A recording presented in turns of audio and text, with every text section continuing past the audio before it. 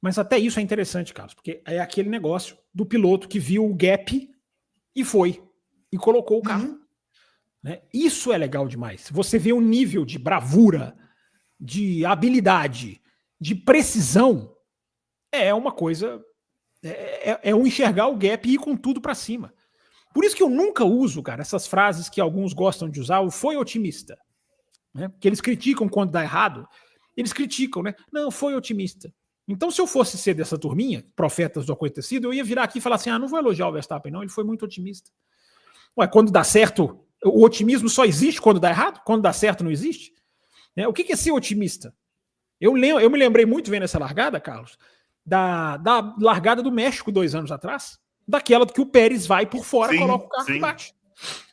Não existe isso de foi otimista. O Pérez foi muito otimista, o Verstappen não foi? É otimismo o problema? O que é otimismo? Que definição boba, rasa.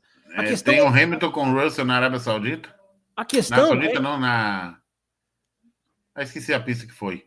Mas a questão é execução. A questão é execução. O piloto executa Sim. ou o piloto não executa. Bem, e aí você analisa se executou bem ou não. Esse negócio de otimismo, cara, é tão profeta do acontecido, porque o piloto, né? Não é isso que o Senna falava? Se você não vai você vê o espaço e não vai. Se você vê o espaço e não vai, né? If you not go for a gap, não é assim que ele falava? Você não então, é um piloto de Fórmula 1. O que o Verstappen fez é uma manobra de manual. É de manual, é para colocar no manual. É comparável a grandes manobras de largada, qualquer uma que você pensar na história da Fórmula 1.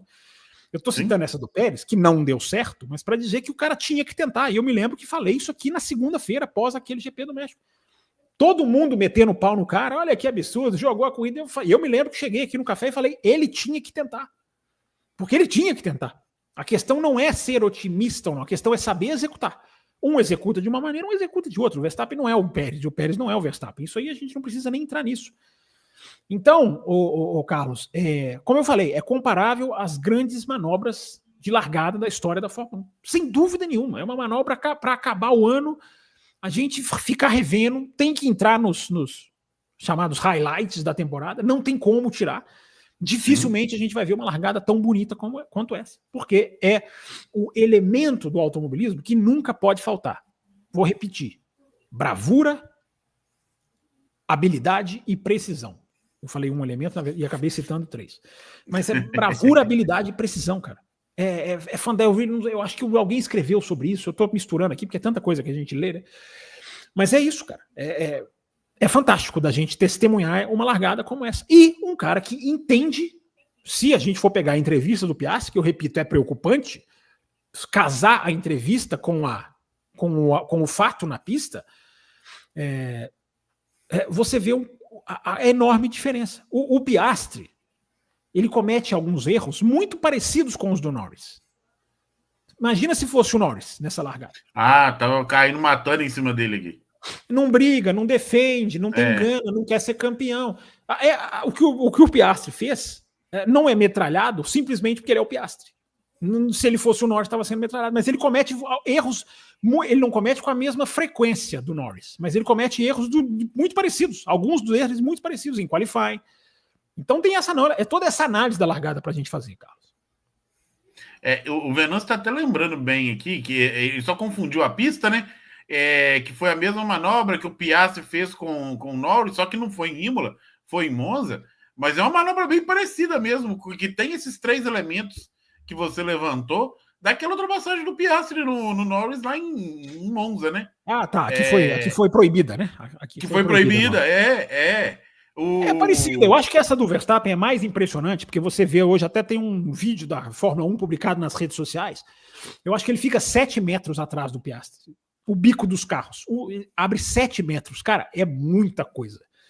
Então essa é um pouquinho diferente, porque essa foi na curva 1 e a outra foi na segunda chicane de Monza. Sim. Então você já tem uma dinâmica um pouquinho diferente. Ela é plasticamente parecida. Plasticamente ela lembra uma a outra. Mas eu acho que essa, com o benefício dos carros estarem mais condensados ali, essa veio muito mais de trás, né? Isso é impressionante. Veio muito mais de trás e o Verstappen, eu não sei se eu vi ele falando ou se eu vi algum comentarista falando que ele havia falado que ele entrou e na hora ele não sabia se o carro ia parar, mas que ele tinha que tentar, que era o espaço que ele tinha. Né? Ele é muito bom nesse tipo de manobra. Freio frio, né? Pneu frio. É isso que o Piastri aprendeu. Já que o Piastri deixou claro, né? Eu aprendi para a próxima. É isso que o Piastri aprendeu. Cara, se você for brigar com o Verstappen, não adianta você achar que você vai ganhar não jogando tudo. Se você não jogar tudo numa dividida, principalmente numa dividida, eu não vou nem falar do nível de pilotagem, né, do stints de corrida, eu não vou nem falar isso. Se você não disputar com o Verstappen sendo uma pedra na dividida, você não vai ganhar. É a mesma coisa da batalha pelo campeonato. Se a gente tiver uma batalha de 3 pilotos pelo campeonato, a gente já sabe qual é o melhor, independente de quem for o campeão. Sim. O melhor piloto do mundo não muda com o decorrer de 2025. Não muda. A não ser que você tenha assim uma série avassaladora, que não dá para contar com isso, de algum piloto. De manobra, de recuperação, de ultrapassagem, de dar X, de dar show. Nem a Fórmula 1 nem permite isso hoje, esperar isso hoje.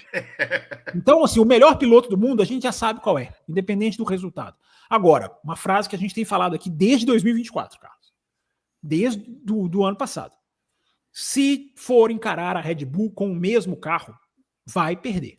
Se tiver mesmo carro que eu falo em termos de nível, brigar de igual para igual, igualar a Red Bull, eu falei isso ano passado, só igualar a Red Bull não basta. Me lembro que falei mais ou menos ali no Grande Prêmio do Canadá, Grande Prêmio da Espanha, são 2 vitórias que o Verstappen buscou. Eu me lembro de chegar aqui no café e dizer, se encarar com um carro parecido, não vai ganhar. E essa máxima continua valendo em 2025.